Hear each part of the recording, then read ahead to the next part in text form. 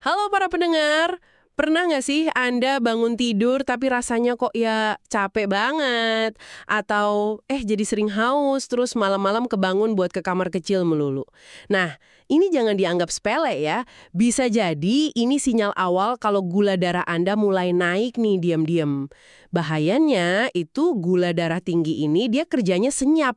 Tahu-tahu bisa merusak mata, ginjal, saraf. Ngeri kan? Tapi tenang, ada harapan kok. Kali ini kita mau gali lebih dalam nih soal satu kebiasaan pagi yang simple banget, pakai bahan dapur aja. Katanya sih bisa bantu kelola gula darah. Ini berdasarkan wawasan dari pakar kesehatan kita. Jadi yuk kita bedah bareng ramuan pagi sama rutinitas simple ini. Siapa tahu jadi langkah awal perlawanan Anda. Oke, sebelum kita lanjut ya, ada satu hal penting banget nih yang perlu kita luruskan bareng-bareng.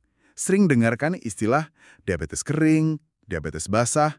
Nah, sebenarnya dalam dunia medis itu nggak ada istilah kayak gitu. Itu lebih ke cara orang awam aja gambarin kondisi luka. Tapi intinya sama, gula darahnya ketinggian. Mau kelihatannya kering atau basah, resiko kerusakan organ di dalam ya sama aja besarnya.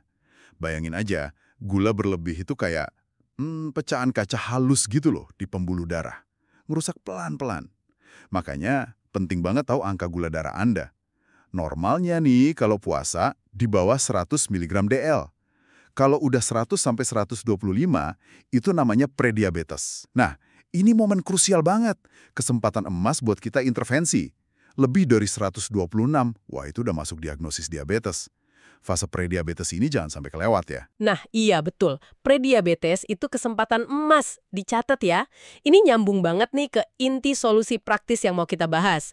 Ramuan pagi. Idenya kan kita manfaatin kekuatan alami dari dapur buat ningkatin kesensitivitas insulin. Maksudnya, seberapa peka sel tubuh kita nanggepin insulin buat nyerap gula. Biar tubuh lebih jago ngelola gula darah gitu. Bahan pertama nih mungkin agak kaget. Kayu manis. Betul sekali. Kayu manis ini, dia punya kemampuan unik. Bisa niru cara kerja insulin, jadi kayak bantu bukain pintu sel biar glukosa masuk. Selain itu, dia juga bantu memperlambat pelepasan gula ke darah setelah kita makan. Cara pakainya gampang kok. Cukup setengah sendok teh bubuk kayu manis, atau kalau punya yang batangan ya, satu batang kecil aja. Masukin ke air hangat. Oh, menarik ya. Jadi kayak ngasih kunci tambahan gitu ya buat sel kita. Nah, selain kayu manis, ada lagi nggak yang bisa ditambahin? Jahe. Ini tambahan yang bagus banget. Ada senyawa namanya gingerol di jahe. Itu terbukti bisa bantu nurunin kadar gula darah puasa. Yang lebih keren lagi, jahe ini bisa bantu sel otot nyerap glukosa bahkan tanpa perlu insulin langsung.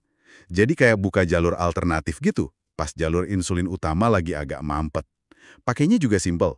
Ambil aja jahe segar seruas ibu jari, digeprek dikit biar keluar aromanya, terus masukin ke air hangat tadi bareng kayu manis. Wah, kombinasi yang oke nih. Terus saya dengar ada satu lagi ya yang bisa bikin ramuan ini makin nampol. Kunyit sama lada hitam bener nggak? Tepat sekali. Kunyit kan ada kurkuminnya tuh. Itu anti peradangan alami yang kuat banget. Perlu diingat nih, peradangan kronis tingkat rendah itu sering banget nemenin kondisi resistensi insulin sama diabetes. Bikin makin parah. Nah, kunyit bantu redain radang ini sekaligus tingkatin sensitivitas insulin. Pakainya sekitar seperempat sendok teh bubuk kunyit aja. Terus pasangannya sejumput lada hitam. Kenapa? Karena ada piperin di lada hitam. Itu tugasnya ngebantu banget penyerapan kurkumin di tubuh. Jadi, dikit aja lada hitam, bikin kunyitnya kerja jauh lebih efektif gitu.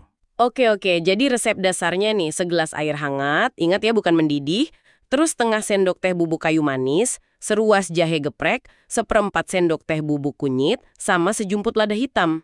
Nah, cara minum terbaiknya gimana? Terus ada alternatif lain nggak sih? Oke, cara minumnya, campur semua bahan tadi, aduk rata, diamin bentar lah biar sari-sarinya keluar. Idealnya diminum pas perut kosong, kira-kira 15-30 menit sebelum sarapan.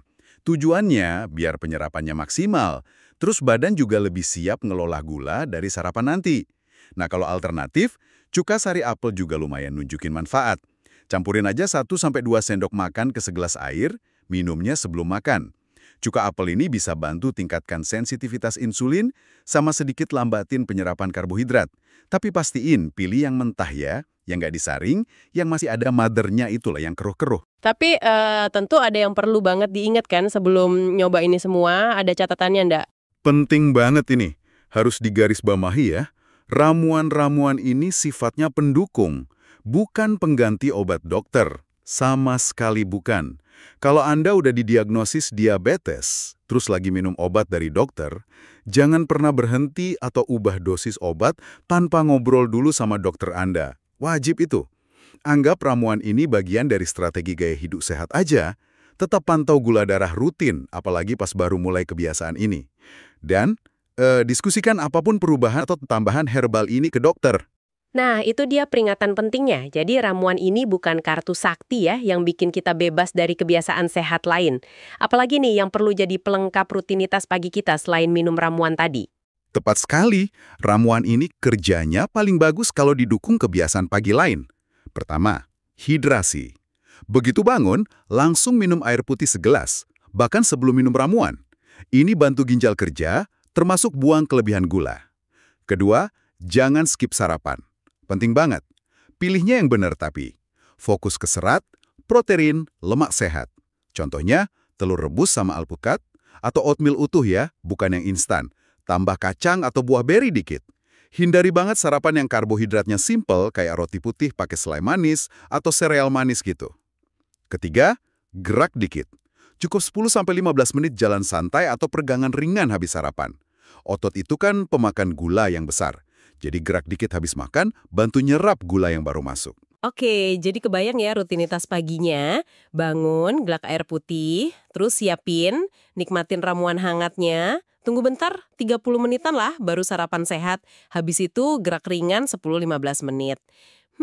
Kedengarannya kayak investasi kecil ya tiap hari, tapi buat kesehatan jangka panjang yang gede. Ini cara kita ambil kendali aktif nih. Betul. Dan ingat ya, rutinitas pagi ini cuma satu potongan puzzle aja dari gambaran besar. Pola makan sehat keseluruhan, olahraga yang rutin, kelola stres dengan baik, terus komunikasi rutin sama dokter atau tenaga medis, itu semua pilar pentingnya. Diabetes atau bahkan prediabetes itu bukan akhir dari segalanya kok. Malah bisa jadi titik balik buat mulai hidup yang jauh lebih sehat, lebih berkualitas. Kita yang pegang kendali atas kondisi kita. Jangan sampai kondisi itu yang ngendalin kita. Nah, sebagai penutup nih ya, coba kita renungkan bareng-bareng sebentar. Mungkinkah ya tindakan-tindakan kecil tapi konsisten yang kita lakuin tiap pagi, kayak yang barusan kita obrolin ini, justru jadi senjata kita yang paling kuat.